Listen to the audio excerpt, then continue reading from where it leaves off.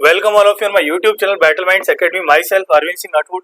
आज हम लोग डिस्कस करने जा रहे हैं यूपीएससी ने अपना 2020 का रिवाइज कैलेंडर जारी किया है, जिसमें उन्होंने एनडीए फर्स्ट और एनडीए सेकंड के लिए एक ही एग्जाम डेट रखी है।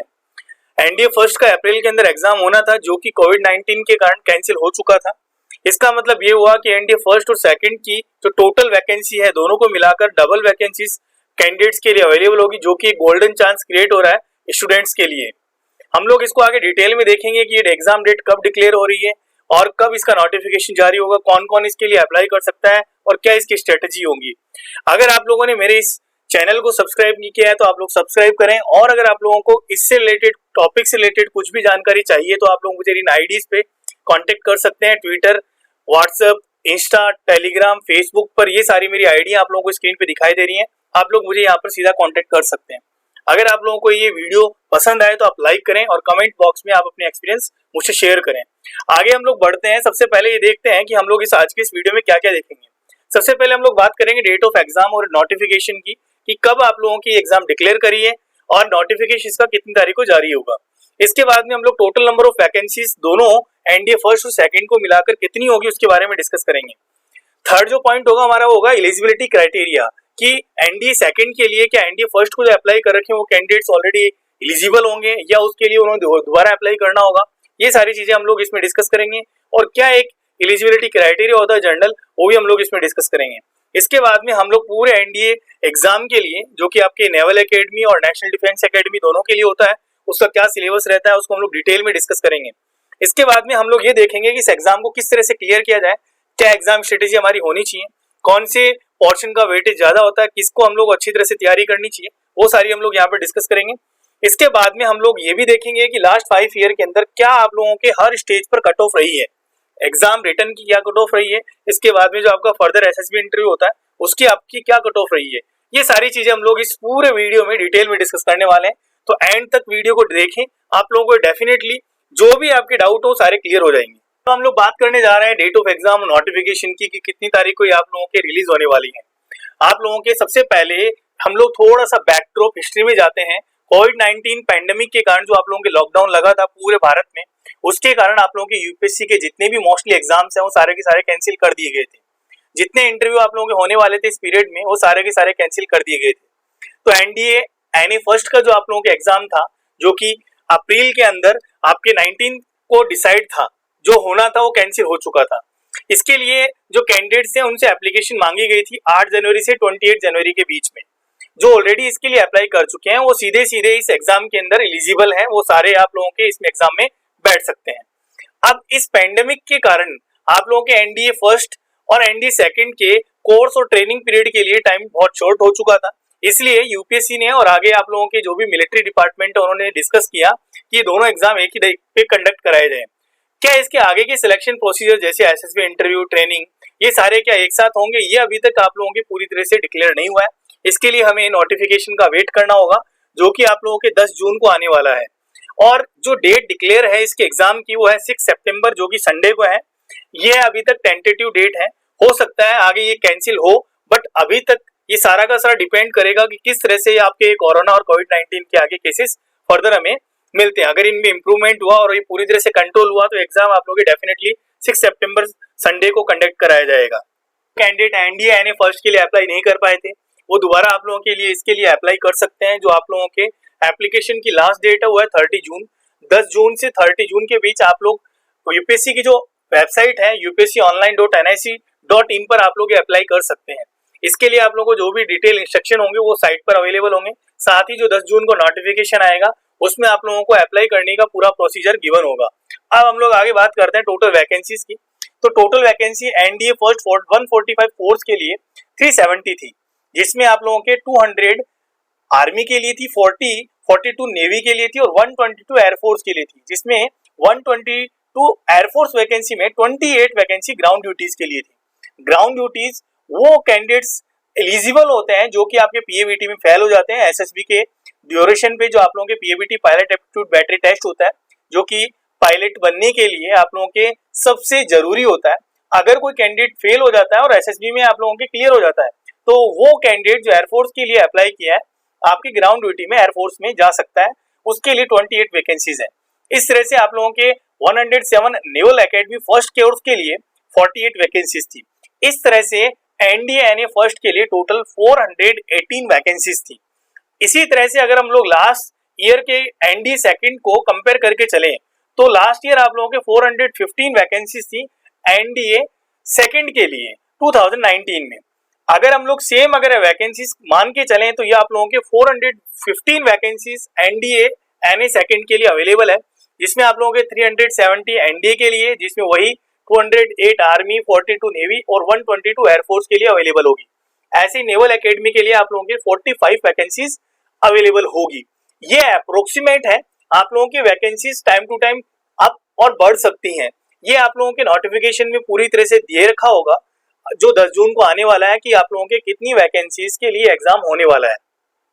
हम लोग तब तक वेट करेंगे, पूरी कंप्लीट इंफॉर्मेशन हम लोगों को नोटिफिकेशन में मिलेगी। हमेशा वैकेंसीज ऊपर नीचे हो सकती है ड्यूरेशन आप लोगों के इस एग्जाम और सिलेक्शन प्रोसीजर की। तो इस तरह से अगर हम लोग ग्रांड टोटल की बात करें, वैकेंसी जो इस टाइम अवेलेबल होगी इस 16 सितंबर एग्जाम के लिए वो आपके 833 होगी, जो कि सबसे ज्यादा वैकेंसीज होगी अभी तक की एनडीए की हिस्ट्री में, जो एक ही एग्जाम पर आप लोगों के पूरा का पूरा अवेलेबल होगी।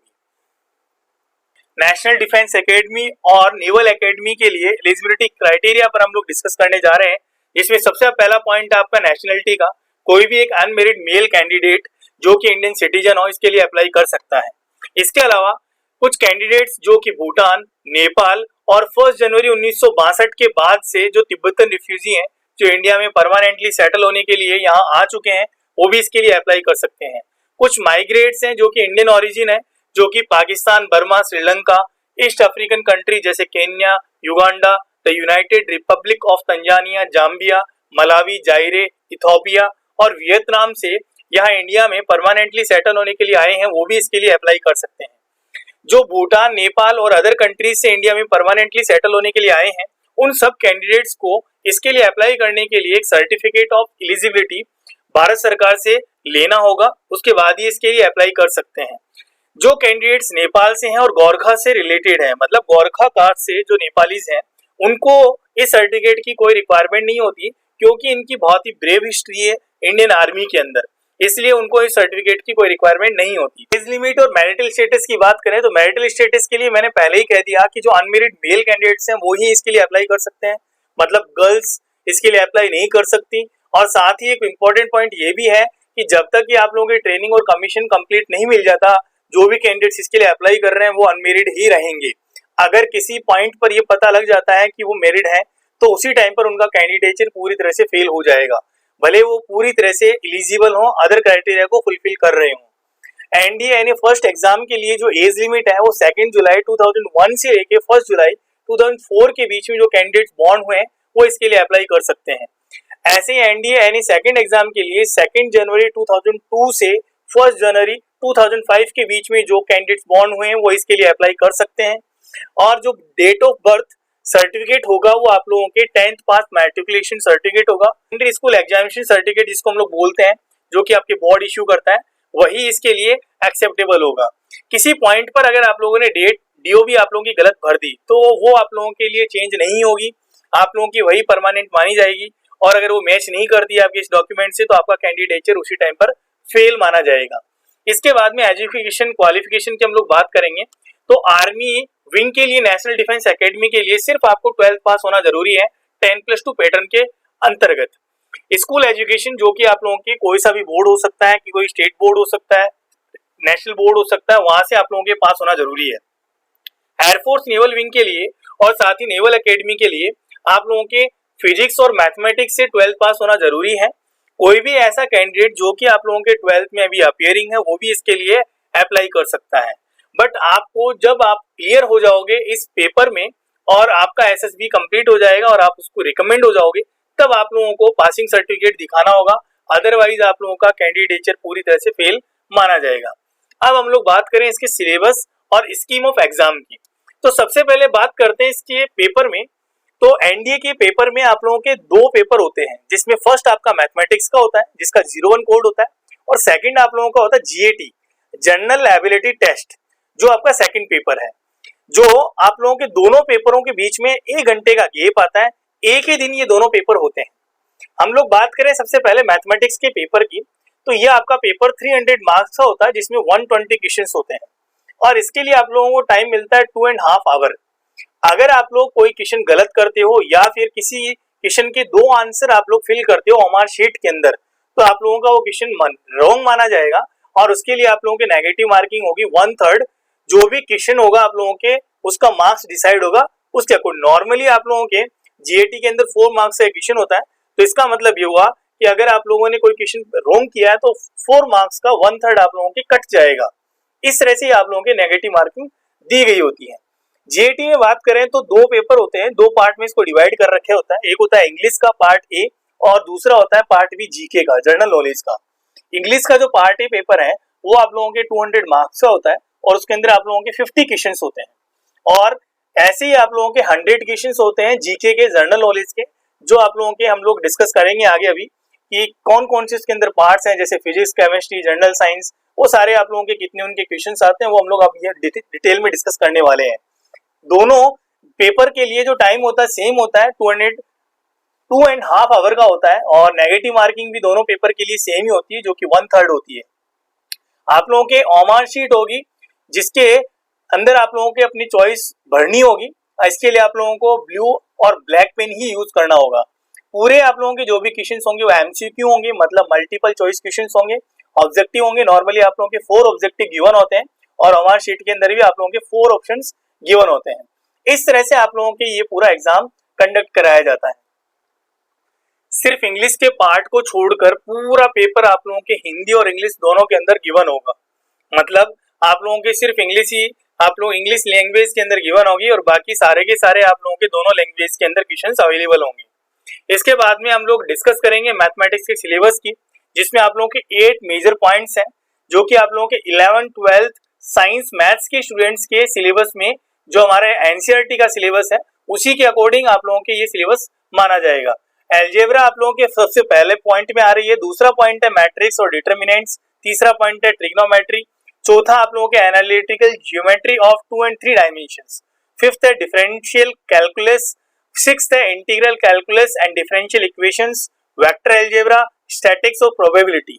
ये आप लोगों का टोटल 8 पॉइंट्स में पूरा का पूरा मैथमेटिक्स का सिलेबस है। एनसीईआरटी बेस माना जाता है जिसमें आप लोगों के जो भी क्वेश्चंस होंगे वो इसी एनसीईआरटी सिलेबस के अकॉर्डिंग वहां पर पेपर में अवेलेबल होंगे।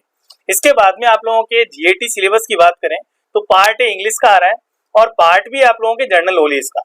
जनरल नॉलेज के पार्ट में आप लोगों के टोटल 6 सेक्शन है, जिसमें आप लोगों के सबसे पहला सेक्शन आता है सेक्शन ए फिजिक्स का, section B chemistry, section C general science, section D history freedom movement, section E geography और सेक्शन एफ करंट इवेंट्स का। करंट इवेंट्स मोस्टली आप लोगों के 3 मंथ से एग्जाम से पहले 3 मंथ की ही पूछी जाती है, बट इस बार आप लोगों के ये पूरा एनुअल एग्जाम माना जा रहा है तो हो सकता है आप लोगों के पूरे करंट इवेंट्स एनुअली पूछे जाएं, क्योंकि एनडीए फर्स्ट का जो अप्रैल में एग्जाम होना था वो कैंसिल हो चुका है, तो इसलिए करंट इवेंट्स का पार्ट इस बार बढ़ सकता है। टोटल आप लोगों के जो भी इनके सेक्शंस के वेटेज हैं वो आप लोगों के अभी हम लोग डिटेल में डिस्कस करेंगे किस किस के कितने मार्क्स हैं। मोस्टली आप लोग अगर हम लोग डिवाइड करें तो ये अप्रोक्सीमेटली होता है फिजिक्स के लिए 25%, केमिस्ट्री के लिए 15%, जनरल साइंस के लिए 10%, हिस्ट्री फ्रीडम मूवमेंट इन सब के लिए 20%, ज्योग्राफी के लिए 20% और करंट इवेंट्स के लिए 10%। ये आप लोगों के जीएटी का नॉर्मल सिलेबस होता है। इसके बाद में अगर हम लोग बात करें पूरे जीएटी के एग्जाम स्ट्रेटेजी की, तो इंग्लिश के पेपर में टोटल 50 क्वेश्चंस है और 200 मार्क्स का इंग्लिश का पार्ट है पूरा ये सेक्शन, और हर क्वेश्चन आप लोगों के 4 मार्क्स का है। इस पूरे इंग्लिश के पार्ट को अगर हम लोग 50 क्वेश्चंस में डिवाइड करके देखें कि कौन से टॉपिक के कितने क्वेश्चंस मिलेंगे, तो सबसे पहले हम लोग बात करते हैं सिनोनिम्स की। तो सिनोनिम्स के आप लोगों के 10 क्वेश्चंस होते हैं, ऐसे एंटोनिम्स के 10 क्वेश्चंस। तो इसका मतलब सिनोनिम्स और एंटोनिम्स टोटल आप लोगों के 80 मार्क्स कवर कर रहे हैं 200 मार्क्स में से, जो कि बहुत बड़ा पार्ट है। इसका मतलब अगर किसी स्टूडेंट की वॉकेब अगर अच्छा है तो वो इस पार्ट को आसानी से क्लियर कर सकता है। स्पॉटिंग एरर की बात करें जो कि आप लोगों के पूरा का पूरा ग्रामेटिकल बेस होता है और जिसमें आप लोगों के ग्रामर से रिलेटेड अधिकतर ज्यादा क्वेश्चंस पूछे जाते हैं। ऐसे आप लोगों के 10 क्वेश्चंस आते हैं जो कि आप लोगों के 40 मार्क्स कैरी करते हैं। इस तरह से ईडियम और फ्रेजेस के आप लोगों के 5 क्वेश्चंस आते हैं वो आप लोगों के 20 मार्क्स कैरी करते हैं। ऐसे आप लोगों के ordering of words in a sentence arrangement के क्वेश्चंस आते हैं, जो कि आप लोगों के 5 क्वेश्चंस हैं और 20 मार्क्स कैरी कर रहे हैं। कंपैरिजन जो कि आपके पैसे से रिलेटेड क्वेश्चंस हैं, वो आप लोगों के 5 क्वेश्चंस आप लोगों के गिवन होंगे और आप लोगों के 20 मार्क्स कैरी करेंगे। ऐसे आप लोगों के फिल इन द ब्लैंक्स, जिसमें आप लोगों को एप्रोप्रिएट वर्ड्स भरना होगा, ऑप्शंस आपको गिवन होंगे, एक सेंटेंस गिवन होगा, ऐसे आप लोगों के 5 क्वेश्चंस आएंगे और उसके आप लोगों के 20 मार्क्स होंगे। इस तरह से पूरा आपका ये जीएटी का इंग्लिश पेपर 200 मार्क्स का डिवाइड होगा। इंग्लिश के पेपर में आपको मिनिमम 25% पास होना जरूरी है मार्क्स लाकर, अदरवाइज अगर आप दूसरे पार्ट में अच्छे मार्क्स लेकर आ जाते हैं और इसमें फेल हो जाते हैं तो आप लोग पूरी तरह से फेल माने जाएंगे रिटर्न में। ये आपका 25% फिक्स नहीं है, ये डिपेंड करेगा कि आप लोगों के इस साल की कट ऑफ क्या जाती है, उसके हिसाब से आप लोगों के हर साल ये अप्रोक्सीमेट कट ऑफ मार्क्स और परसेंटेज मार्क्स डिसाइड होते हैं। इसके बाद हम लोग जीएटी के अगले पार्ट की बात करें तो अगला जो पार्ट है जीएटी का वो आपका आता है फिजिक्स का। और फिजिक्स के पार्ट में हम लोग अगर देखें तो हमारे पास में फिजिक्स के अंदर क्वेश्चंस आते हैं 25 और इनके मार्क्स होते हैं 100, क्योंकि एक क्वेश्चन आप लोगों के 4 मार्क्स का होता है। ऐसे आप लोगों के केमिस्ट्री, तो केमिस्ट्री का आप लोगों के टोटल अगर बात की जाए तो क्वेश्चन है 15 और ये भी आप लोगों के मार्क्स कैरी करते हैं आपके 60। ऐसे आप लोगों के जनरल साइंस 10 क्वेश्चन होंगे और मार्क्स होगा उनके 40।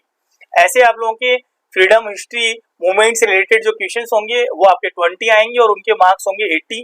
ज्योग्राफी से रिलेटेड आप लोगों के क्वेश्चन होंगे 20 और उनके मार्क्स आएंगे 80। ज्योग्राफी से रिलेटेड आप लोगों के मोस्टली जो क्वेश्चन पूछे जाते हैं वो रिवर्स से और आप लोगों के मैप से रिलेटेड क्वेश्चन पूछे जाते हैं, इसलिए आप लोगों को इनकी खास तौर पे प्रिपरेशन करनी होगी।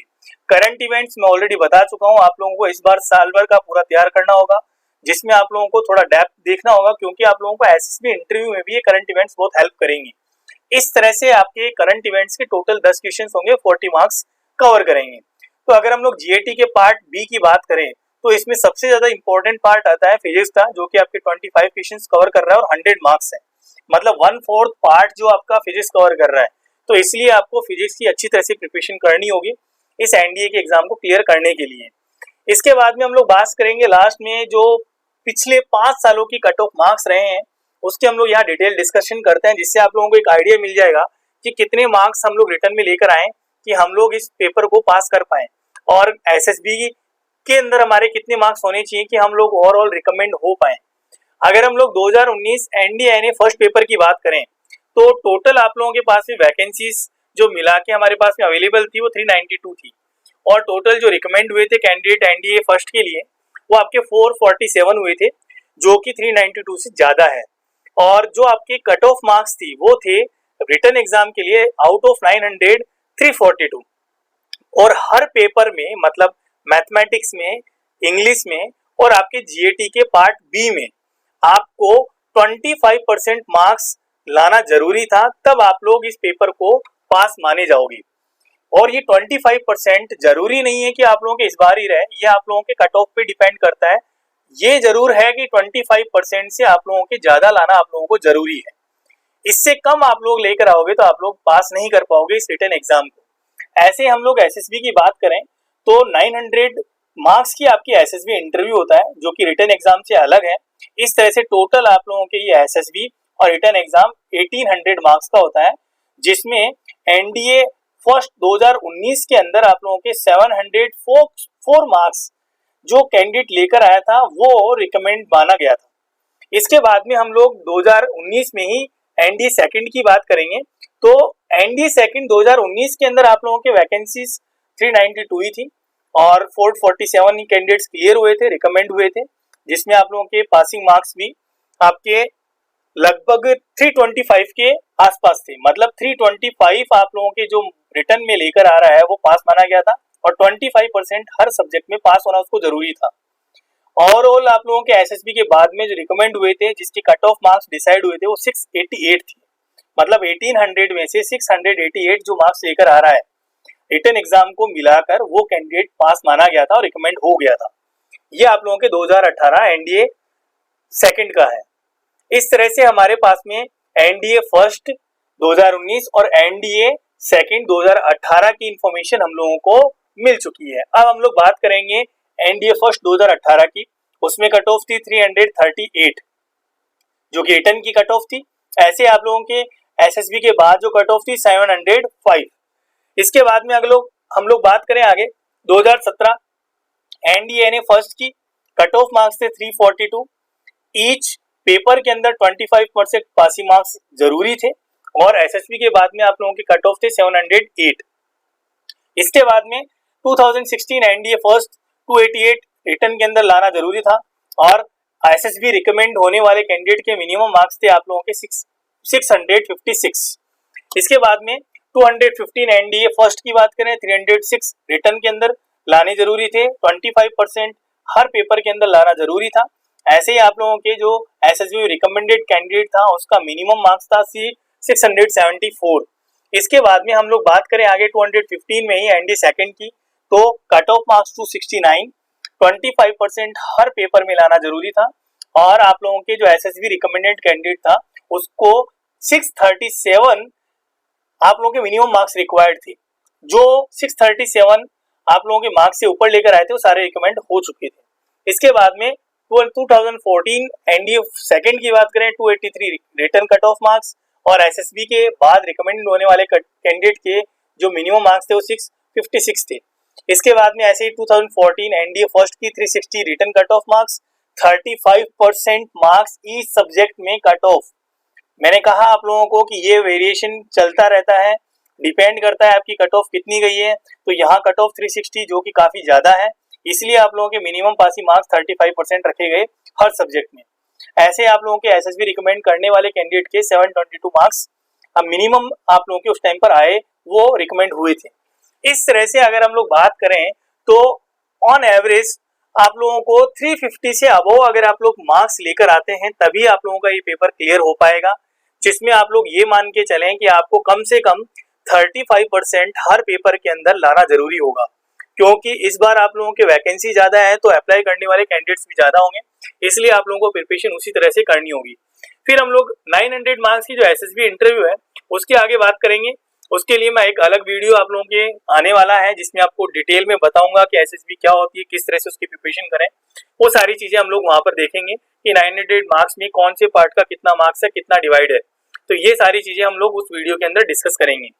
ऑन एवरेज अगर हम लोग बात करें तो एनडीए का रिटन एग्जाम बहुत इंपॉर्टेंस रखता है इस पूरे एनडीए के प्रोसीजर के अंदर, जिसमें आप लोगों के अगर 350 मार्क्स या वो आप लोग लेकर आते हो तो आसानी से पास कर सकते हो। और सबसे इंपॉर्टेंट चीज ये होती है कि अगर कोई कैंडिडेट रिकमेंड हो जाता है इस एग्जाम के लिए तो उसके अगर मान लो 2 कैंडिडेट हैं जिनके सेम मार्क्स आ रहे हैं आफ्टर एसएसबी रिकमेंडेशन, तो कौन से कैंडिडेट को पहले रैंकिंग या प्रायोरिटी दी जाएगी? जिसके रिटर्न के अंदर मार्क्स ज्यादा आएंगे उस कैंडिडेट्स को पहले आप लोगों की प्रायोरिटी दी जाएगी।